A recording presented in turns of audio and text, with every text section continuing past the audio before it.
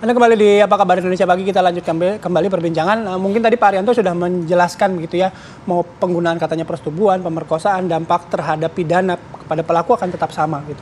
Tapi ketika kita berbicara dengan statement yang disampaikan oleh Kapolda gitu, saya mengutip ya Pak ya, dalam perkara ini tidak ada unsur kekerasan, ancaman atau ancaman kekerasan, termasuk juga pengancaman terhadap korban. Ya. Dalam kaitan dengan dilakukan secara bersama-sama, dari pemeriksaan pun sudah jelas dan tegas bahwa tindakan pidana ini dilakukan berdiri sendiri, tidak dilakukan secara bersama-sama.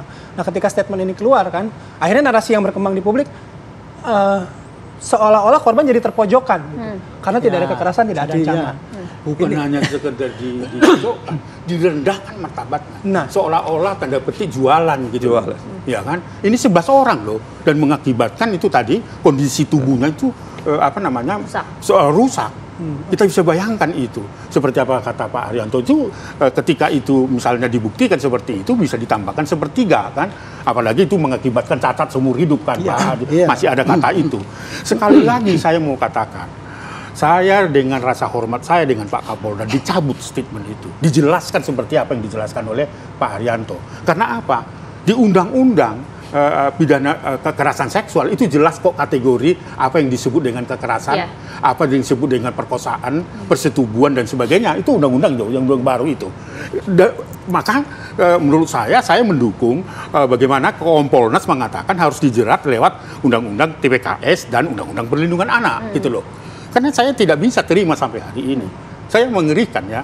Saya kalau mau menangis gitu. Karena beberapa waktu juga saya menangani ini. Kalau itu direndahkan martabatnya oleh penegak hukum, no way. Saya akan tetap berjuang mengatakan itu adalah perkosaan yang dilakukan oleh 11 orang dengan cara paksa. Apakah dia bujuk rayu dan sebagainya. Yang jelas bagi saya, bagi Komnas Perlindungan Anak, setiap orang yang melakukan persetubuhan terhadap anak di bawah umur pidana. Apalagi yang melihat gitu loh. Nah, tadi kan sudah dijelaskan Pak Haryanto dan sebagainya. Itu harus diluruskan. Kalau tidak nanti para penegak hukum di daerah mencontoh itu seolah-olah setiap kasus kejahatan seksual adalah persetubuhan. Ada serangan persetubuhan, ada bentuknya sodomi dan sebagainya kan. Tetapi kembali lagi Mas Bayu, kita harus melihat definisi kekerasan seksual itu yang ada di Undang-Undang Tindak Pidana seksual yang sudah baru disahkan gitu. Prinsipnya seperti itu ya. Oke. Pak Haryanto. Ya, bagi saya inilah suatu tantangan bagi polisi ya. Dia bekerja itu tidak hanya cukup menyidik dan kemudian menerangkan pada masyarakat, tapi dia harus bekerja meyakinkan masyarakat bahwa yang terjadi itu adalah seperti ini. Kapolda menerangkan itu kemarin itu teknis hukum, mengenai hukum itu pengertiannya begini gitu. Tapi konotasi daripada masyarakat menggradasikan antara tadinya kejahatan perkosaan yang sadisme itu ya, kemudian diturunkan menjadi sebetulnya persetubuhan. Dimana kalau persetubuhan itu kalau suka sama suka bukan kejahatan, kan seakan-akan kayak gitu. Padahal yang diterangkan oleh Pak Kapolda itu adalah yang terjadi itu begini, maka menurut konstruksi hukum ini istilahnya ya persetubuhan. Tapi itu tadi Pak yang disampaikan oleh Bayu, disebutkan oleh Pak kalau tidak ada kekerasan, tidak ada unsur paksaan, itu yang kemudian membuat keluarga korban ya, dan mungkin betul. kami. Karena definisi perkosaan itu kan persetubuhan yang tidak ada persetujuan daripada ini gitu, tidak ada paksaan gitu ya. Kalau perkosaan itu pasti ada paksaan gitu. Tapi kalau persetubuhan enggak suka sama suka kan gitu. Inilah jadi Kapolda itu menerangkan memang ini bukan perkosaan tapi persetubuhan, tapi yang katanya persetubuhan di sini adalah justru diancam dengan hukuman yang lebih tinggi daripada perkosaan gitu. Jadi Pak Kapolda tidak menggradasikan ini. Cuman efeknya daripada penjelasan beliau yang teknis itu, publik menyangka bahwa ini curiga nih pasti polisi masih akan bikin ringan nih, apalagi ada oknum polisi di situ kan mau menyembunyikan. Bukan itu. Jadi intinya sekarang adalah Kapolda mungkin ya bukan mencabut ya, mungkin memberikan penjelasan ulang ya kepada masyarakat bahwa maksud saya bahwa ini persetubuhan bukan ingin meringankan perbuatan ini, tapi justru ini istilah yang cocok dengan hukum dan mudah pembuktiannya. Dan jelas itu masuk di dalam kejahatan yang ancaman hukumannya lebih tinggi ketimbang kalau saya pakai istilah perkosaan yang nanti di dalam hakim nggak bisa diterima karena nggak ada istilah hukumnya itu gitu. Jadi intinya gitu Pak. Jadi ini mungkin ya tantangan dari polisi bahwa dia itu pekerja harus bisa memberikan keterangan pada masyarakat bahwa apa yang dikerjakan itu begitu dan diterima. Jangan sampai dengan kecurigaan kan gitu. Karena sekarang ini trennya kan polisi selalu curiga terus mau tindakannya kayak itu. Ini tantangan bagi polisi bagaimana cara menjelaskan pada publik itu. Jadi intinya ya, istilah persetubuhan yang diterapkan pada kasus ini yaitu berdasarkan data yang ada. Ya memang kan Kapolda menerangkan yang kejadian di mana-mana berulang dan sebagainya gitu kan, tidak ada unsur paksaan dan sebagainya. Itu bukan berarti untuk menggradasikan kejadian itu. Ya, paham. Bukan untuk merendahkan pada si korban, bukan.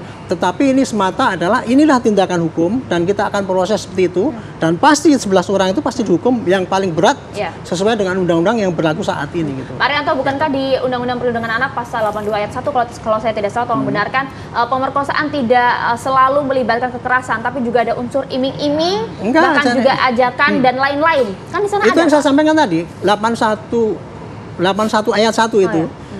Itu persetubuhan yang dengan ancaman kekerasan. Kalau 81 ayat 2 itu persetubuhan dengan iming-iming. Kalau ayat 3 itu kalau dilakukan oleh guru, pendidik dan sebagainya, hukumannya ditambah sepertiga. Jelas hukumannya. Bahkan pasal 83 bunyinya apabila orang itu mengeksploitasi anak itu. Jadi misalkan tadi ya suka sama suka saya bayar selesai itu tetap saja hubungannya 5 sama 15. Jadi itu undang-undang yang baru itu betul-betul sudah menampung ya betapa beratnya hukuman bagi orang yang melakukan kejahatan pada anak itu untuk perlindungan anak itu. Ya, tujuannya ke sana. Iya, gitu. Ya, jadi Pak Aris, tidak harus dicabut, diluruskan saja. Saya minta dicabut karena itu karena saya menangani perkara-perkara seperti di beberapa daerah. jangan sampai salah persepsi. Hanya mendiskusikan perkosaan atau tidak. Bagi saya melakukan hubungan seksual, apakah persetubuhan, apakah perkosaan, itu adalah tidak pidana. Tidak boleh. Apapun latar belakang anak itu, ya. Apakah ini jangan sampai seolah-olah anak ini jualan kepada yang 11 itu. Ya kan ini sedang dalam investigasi kita loh ini sekarang ini. Apakah itu bersama-sama, apakah itu sendiri-sendiri? Menurut saya di antara 11 itu mengenal, apalagi dengan aparat penegak hukum di situ ada polisi dan sebagainya, pasti mereka berhubungan. Ya, di situ bisa dilihat perkosaannya, persetubuhannya dan sebagainya. Saya tidak akan mundur terhadap itu karena saya harus membela anak. Kalau saya ikut saja dengan statement Pak Kapolda, ya saya harus mundur aja dari Komnas Perlindungan Anak. Saya tidak, saya akan lakukan itu.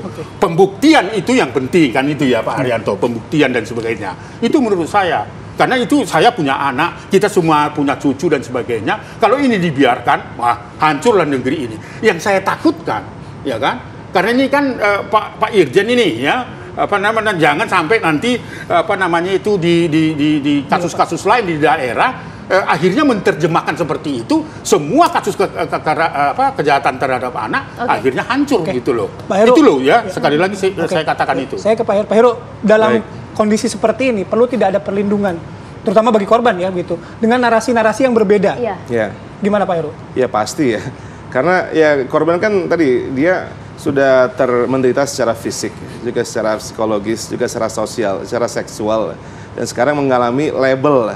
Label juga bagian dari penderitaan ataupun stigma, dan dia tidak dalam posisi itu bisa defense, bisa membela karena dia masih minor, masih anak-anak, jadi tidak berjaringan ke media pula. Dia bukan seorang influencer, mungkin kalau dia seorang influencer dia cepat sekali bisa defense, tapi dia ya tinggal mohon maaf di Sulawesi Tengah, yang mungkin juga jauh dari media dan segala macam, maka kita yang harus membela dia ya, kita entah yang negara, termasuk LPSK juga, karena beliau juga korban ya, dia juga korban, juga ya pihak kepolisian, pengadilan, kejaksaan yang bersama-sama menegakkan keadilan buat yang bersangkutan ya, karena terutama yang tadi stigma tadi memberat ya, tadi sampaikan Pak Aris tadi, karena orang berpikir langsung, ini pasti dalam tanda kutip maaf jualan gitu, kok sampai 8 bulan, ganti-ganti laki-laki, bergiliran, nggak cuma sekali, orang berpikir ini jualan. Nah ini harus yang diluruskan, karena ya minor ataupun children ataupun anak tidak punya kapasitas untuk ya dijudge ataupun dianggap sebagai berkontribusi karena ini masih anak-anak gitu. Jadi relasi kuasa sangat terlihat sekali. Dan saya berpikir kita juga harus menggunakan undang-undang TPKS, tindak pidana kekerasan seksual. Jadi bukan hanya undang-undang perlindungan anak yang sudah bagus tadi, tapi juga undang-undang TPKS. Di situ hak-hak korban juga termaktub lebih jelas, pendampingan, perlindungan, kewajiban negara, pemerintah, masyarakat, media termasuk juga di situ lebih jelas tercantum dalam undang-undang tersebut. Jadi saya kira perlu kolaborasi dan kerja sama dari seluruh counterpart di seluruh mitra dan juga stakeholders. Stakeholder ya. Ya. Oke, Pak Haryanto terakhir Ya. bagaimana menyikapi gini? Bagaimanapun ketika statement Pak Kapolda sudah keluar, opini masyarakat sudah berkembang. Ya. Pak Haryanto hadir di sini memberikan penjelasan, Bisa. juga mungkin ada juga yang tidak mendengar dan lain sebagainya. Opini itu kan akan selalu ada, Pak Betul. Haryanto. Bagaimana ini, Pak? Ya itu merupakan suatu tantangan bagi Polri ya. Jadi dimanapun polisi menjabat sekarang, coba saya sampaikan pada polisi ini ya. Anda berbuat baik pun sekarang itu ya, ternyata masih dikonotasikan kurang baik karena cara penyampaian yang salah persepsi. Jadi sekarang ini tadi kan korban itu perlu dilindungi gitu. Hanya dengan statement penjelasan yang sebetulnya itu tidak ada niat untuk menggradasikan saja udah dinilai kurang melindungi korban kan gitu kan. Nah, makanya itulah jadi polisi itu kalau bertindak sekarang itu hanya tidak cukup dengan legal. Tugas dia sesuaikan dengan hukum selesai, tapi harus legitimate. Dianggap diakui oleh masyarakat lah bahwa polisi itu melindungi rakyat gitu. Nah, caranya di sini itu tadi memberikan penerangan pada masyarakat, jangan sampai menimbulkan keresahan masyarakat ya seakan-akan kok korban malah nggak dilindungi gitu. Ya. Padahal saya yakin lah Kapolda arahnya nggak ke situ. Tapi Harusnya ada koreksi berarti dari Kapolda ya? Ya, ini untuk introspeksi Pak Kapolda tadi bahwa dia sudah berbuat maksimal, tapi ternyata masih dinilai negatif oleh masyarakat atau salah persepsi.